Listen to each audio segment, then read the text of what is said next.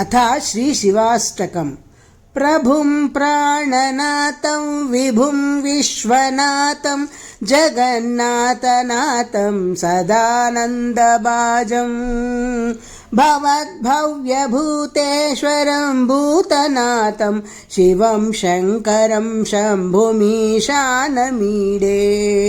गणेरुण्डमालं तनौ सर्पजालं महाकालकालं गणेशादिपालं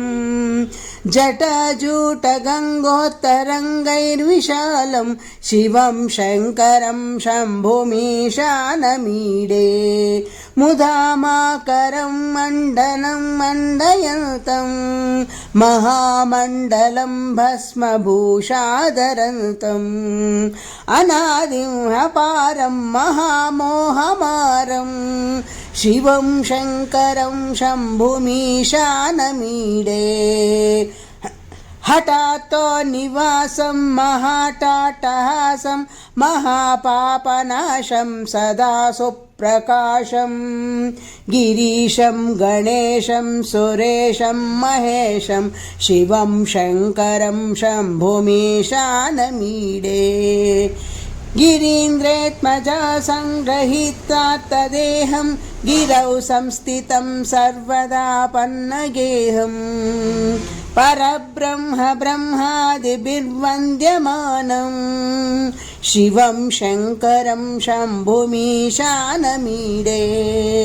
कपालं त्रिशूलं कराभ्यां ददानं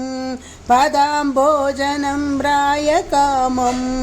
धानं कपालं त्रिशूलं कराभ्यां ददानं पदाम्भोजनं रायकामं ददानं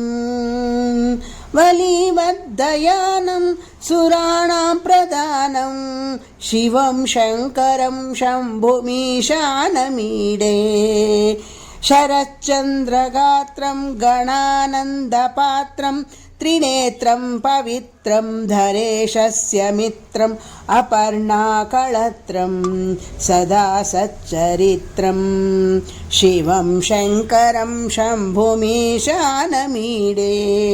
हरं भक्तहारं चिदाभुविहारं भवं वेदसारं सदा निर्विकारं श्मशाने वसन्तं मनोजं दहान्तं शिवं शङ्करं शम्भुमीशानमीडे स्वयं यः प्रभाते नरः शूलपाणे पठे स्तोत्ररत्नं त्रिः प्राप्य रत्नं सुपुत्रं सुधान्यं सुमित्रं कळत्रं विचित्रैः समाराध्य मोक्षप्रयाते।